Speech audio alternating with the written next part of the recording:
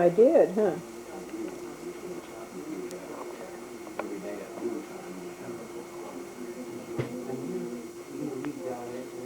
Yeah, more or less. It even fits.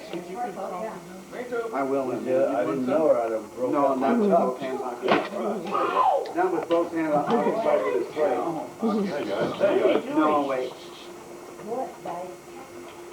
All right, you two get over here. I think you two can go over the line. I want you over here. Jordan, bring that over here. Right now, please. Hi, Brianna. You just came in when the camera's on. Yeah, she does it as well. Hi, guys. Jordan, come on. Hi. It's all right.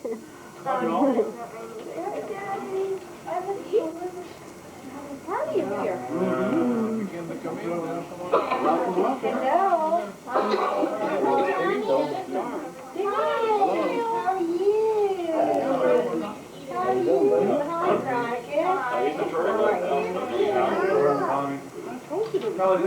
Yeah, there is food.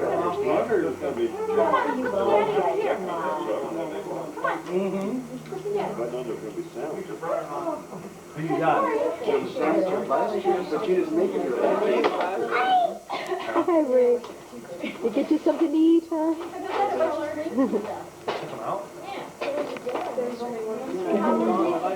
A little late, so. It's only 12:30, okay. Yeah, what you guys been smoking? I don't know why.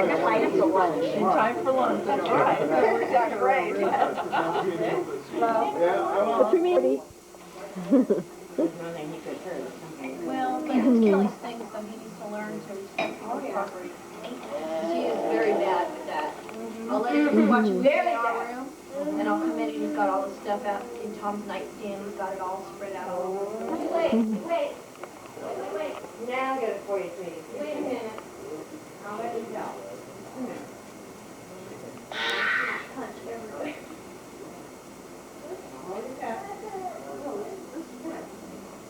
Hi, Daddy.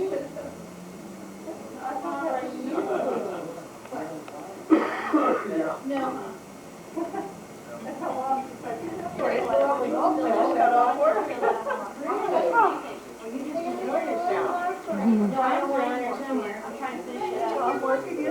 Yeah, he's in there. Okay. Working hard? Just left the office. Keep you out of trouble. We gotta do that. Yeah. Hi there. Hi, Daddy. I haven't seen you in a long time. I sure do. Yeah. I believe I called you up a couple times. Yeah. Trying to find you. Yeah, there's. Now that it's dried off a little bit. Oh, we sure did. Then you'll give me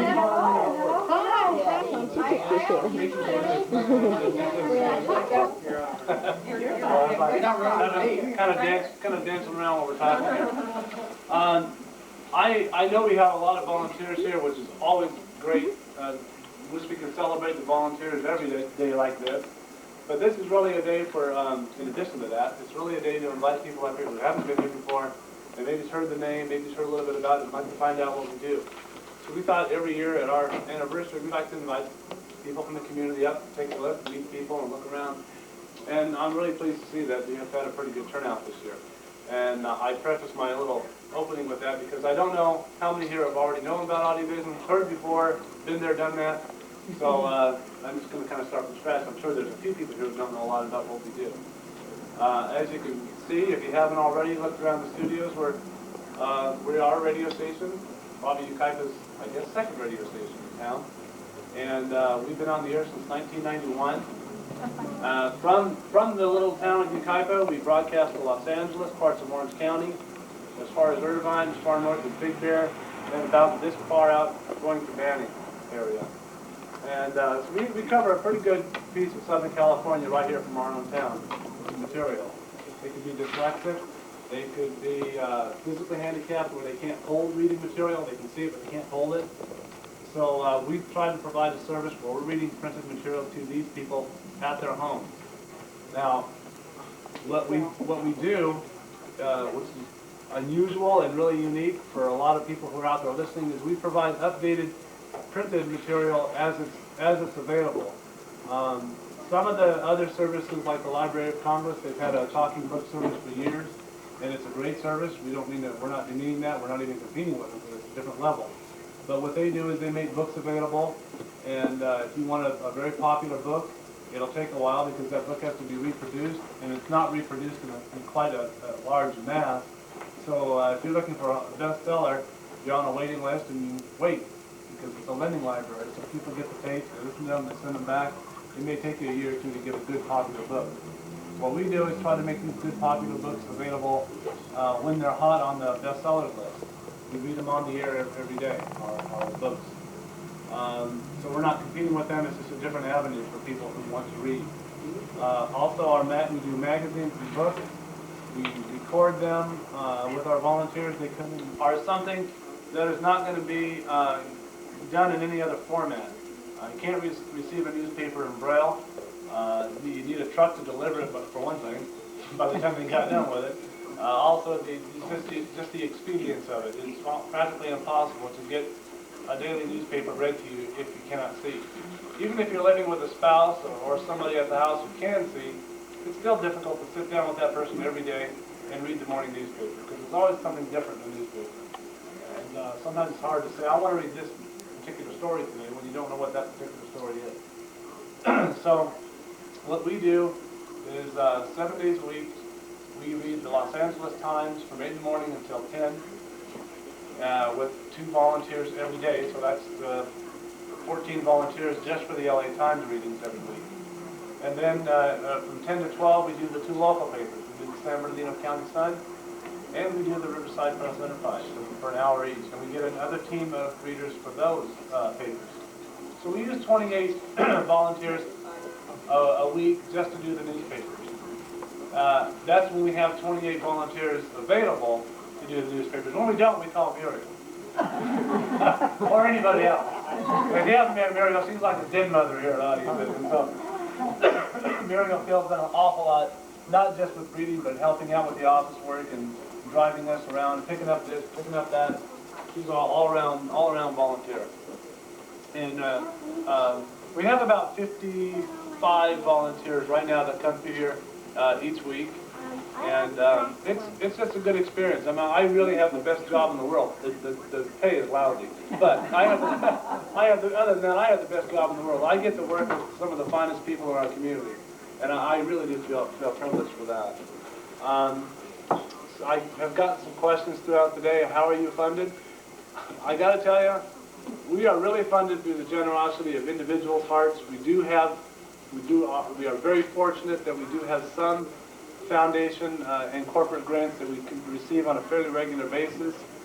A lot of the service clubs, the Kuiper Rotary Club, for the last few years, we've been getting contributions from them about $1,000 a year, which helps out. Every little bit helps, and we need it. San Bernardino Emblem. San Bernardino Emblem's here. I haven't got them yet. San Bernardino Emblem Club is here. And for the past few years, they've also been giving us actually annual, even semi-annual contribution. The Lions Clubs are also, I'd like to get the Lions Club a lot more involved than they actually are. I'm working on that. I became a Lion to do it. So far, same old. But anyway, we really have to get help from the community. We most of our money, when you break it down and look at the income after the end of the year, has come from our individuals and has come from our volunteers who already give their time and give their money. And that's really a great group to work with. Sometimes I feel bad, but not that bad. But it's a really great group to work with that we're able to do that. But I also have to say that, just to let you know on the fundraising issue, we don't receive any government money for this. We don't. There are no state funds available for anything like this. Federal funds, some of them are available. They're very hard to get a hold of because we're a small, the way they view it, we're a small radio broadcast. We're not syndicated. We're not on the satellite feed. So we don't get much don't even qualify, last time I looked, we don't even qualify for money from the Corporation for Public Broadcasting. So we're in a very unique situation, which is good and bad. I mean, I want the government money because we need the money. On the other hand, I don't want the government money because then we have to answer all their questions and we have to go through all their red tape and do things maybe the way we wouldn't want to do them. So it's a double twisted blessing, I guess you'd say. So we are, we're always trying, and hopefully sometime down the road we might find our niche and try to collect some of that money, but so far not. The other reason to keep that Audiovision has stayed on the air this long is because of the generosity of the volunteers. I mean, I get a lot of recognition for me being the sort of spokesperson for it, the founder for it, and this and that. And those are all great things, but I got to tell you, I am nothing compared to the volunteers. If it wasn't for the volunteers, no matter how hard I worked at it, how hard I preached it, they wouldn't be here. So, excuse me, it's really the volunteers who make it go. And my dedication, Don's dedication, and Kelly's dedication, none of us get paid. That's another thing you should know. None of us are getting paid. We'd all love to get paid, but we're just not there yet. But rather than turn our back on it and say, well, we've given this station a few years, a good try. I'm not making any money out of it, I'm out of here. That's not the way we've been doing it. We've been trying to say, hey, I think this is a good station, I think it can grow, and I think as it does grow, the finances will straighten out. We're able to make all of our bills. We're a well-run organization with no debt, but the one debt we do have is paying everybody, but that's going to happen someday down the road, maybe, if we're lucky. So I just really, again, want to, if there are any questions now or afterwards, come up and see me, or just shout it out now. But really, it's the volunteers that make Audiovision run, and for being here all day, when I'm here all day, I could not do it anymore. In the beginning, I could and did a lot of it, but I honestly couldn't do that anymore. And my appreciation and gratitude go to Don and Kelly for being here to run the station when I'm not here, or giving me a chance to get out and spend time with my family, or giving me a chance to get out and raise some money. And so Don and Kelly are just a tremendous asset to Audiovision, and I'm thrilled that they're here, and I'm hoping. And I'm also very proud of the fact that there's three blind people running this radio station. Now, I don't know what it looks like, but it sounds pretty good. That's all I have to say, really. Thank you all for coming. I also do want to point out the fact that every year we've had our open house, I always try to get the big wigs in the community to come in. Send out letters to the council. I try to get business community leaders to come in. I know everybody's busy, but I do want to recognize that this is the first year on our open house that Mayor Dick Riddell actually, I know if he was here last year on the city council, I invited he'd been here. Well, that's great that we actually got some city council and the mayor to show up. Yeah. And that's it. So if there's any questions, fire them out. If not, grab me, Don, or Kelly, or one of the volunteers. Tom, may I butt in on you? Sure. I'm Helen again. Yeah. We're real proud to do this. I'm so impressed. We appreciate your help. All I have another check I'd like to give you today. great. All of you people here, I hope realize that this is something that's very close to my heart, and it was one of my president's projects last year. Like he said, we did donate $400. I think it was in October, November. And we've come up with another $400, and I thought you'd like to know that when they finish the audit at end of my year, which is the end of my year, all of our leftover funds will be coming to your... Fantastic. Well, thank you.